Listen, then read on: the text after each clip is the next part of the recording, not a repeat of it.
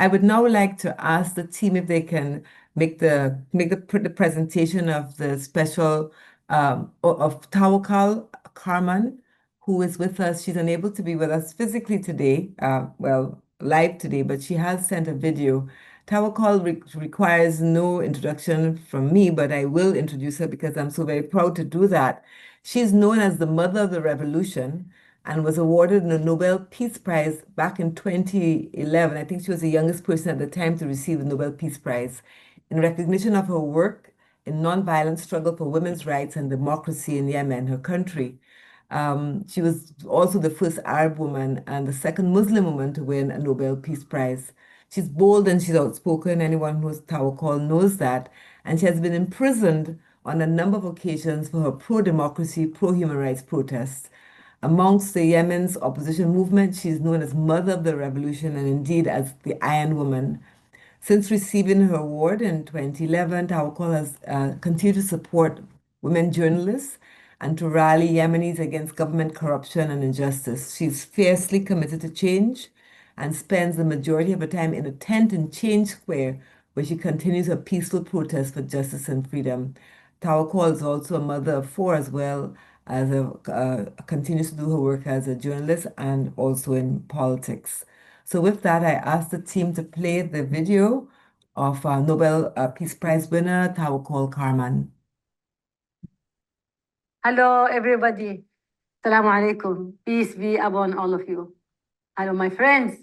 I'm so happy. I'm so honored to be with you today as we mark the International Day of Women Human Rights Defenders. This is my day. So this is our day. This is the day that is not only a commemoration, it is a call to action, a reminder, and a moral duty. It reminds us that the struggle for human rights, equality, and democracy is carried every day on the shoulders of women, first women and men who stand on the front lines, often unprotected, often unheard, yet always unyielding. Today, we gather under a theme of a deep, deep urgency, defending democracy and the rule of law in times of global instability. And indeed, the world is facing, as you know, instability on a scale we have not seen in decades. Across continents, authoritarianism is rising. Freedom of expression is shrinking. Digital surveillance is expanding. War, occupation, and displacement are really, really increasing every day. And you know how also the climate crisis is accelerating conflict and deepening the inequality. And around the globe, democratic backsliding has become a defining feature of our time, unfortunately. So in this environment, human rights defenders, especially women, face unprecedented danger. They are prosecuted in courts that deny them justice, defend in media that distorts their courage, harassed online by armies of trolls and digital mercenaries, and targeted in the streets by militias and security forces who fear the power of their voice.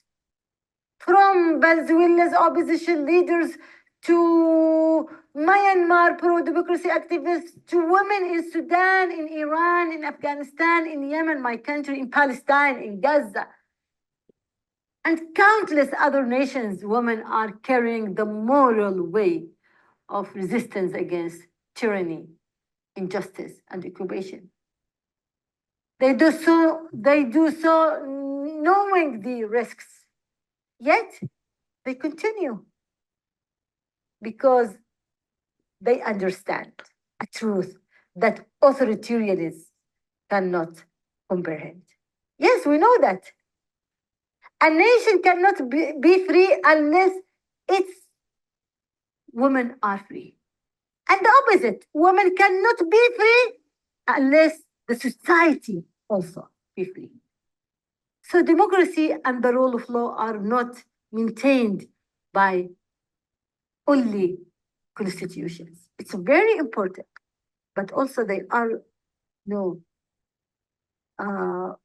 protected and sustained by people, by moral courage, by those willing, daring to speak truth to power.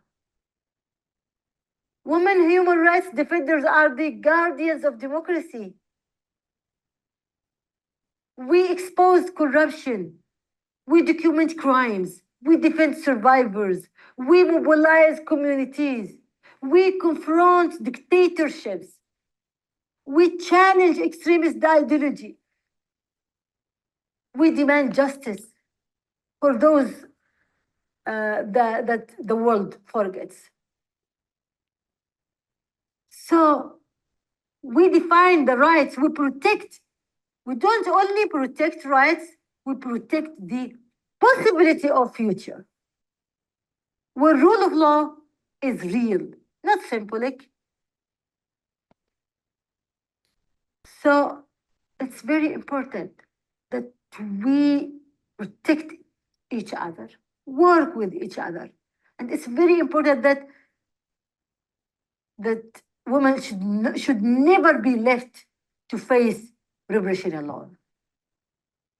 So the EDVAW, I don't know how can I pronounce it, but with this platform, it has repeatedly warned the world of an alarming trend: gender-based repression against women. Defenders are increasing. Women are targeted with sexualized violence because of their activism, discredited as foreign agents, traitors, or immoral, criminalized under the counterterrorism laws, silenced by online harassment and surveillance technologies, forced into exile, and in many cases, murdered. These attacks are not random. They are strategic. They are intentional, because authoritarians understand that silencing women defenders weakens society itself. So to defend democracy today, we must defend the women who defend it. This is not a struggle for one region. It is a shared global fight.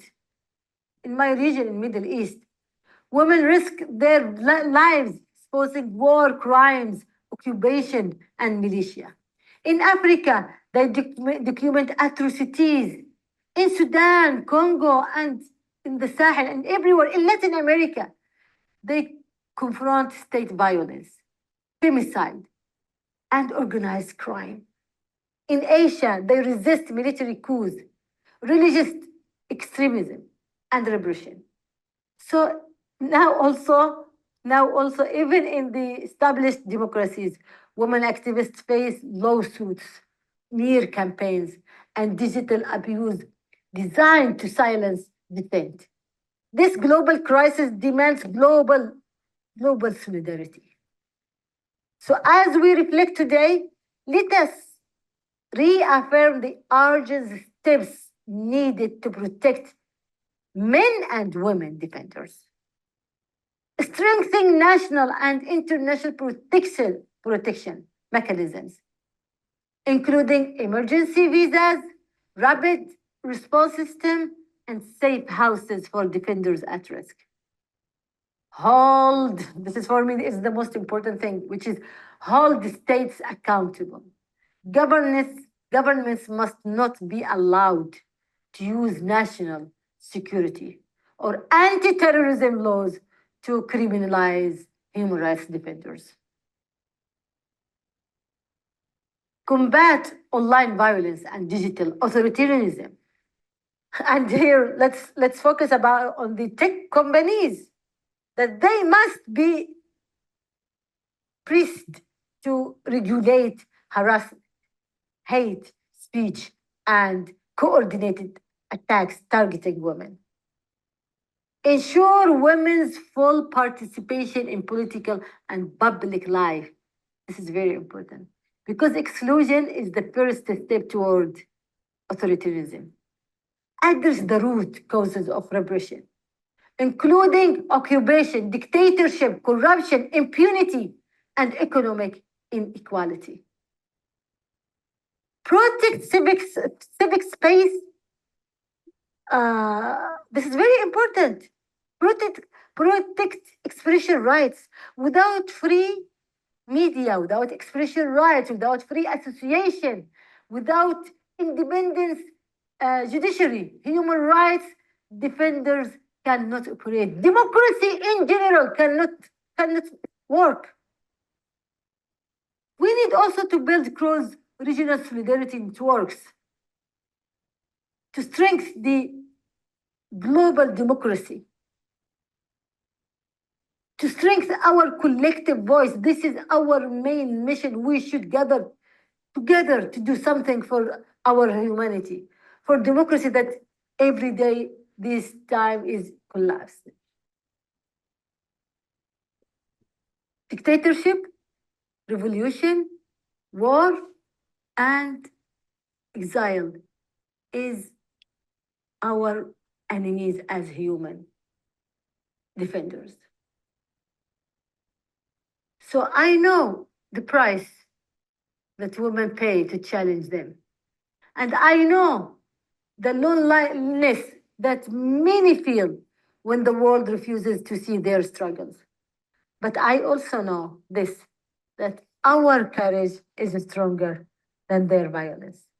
Our voices are louder than their weapons.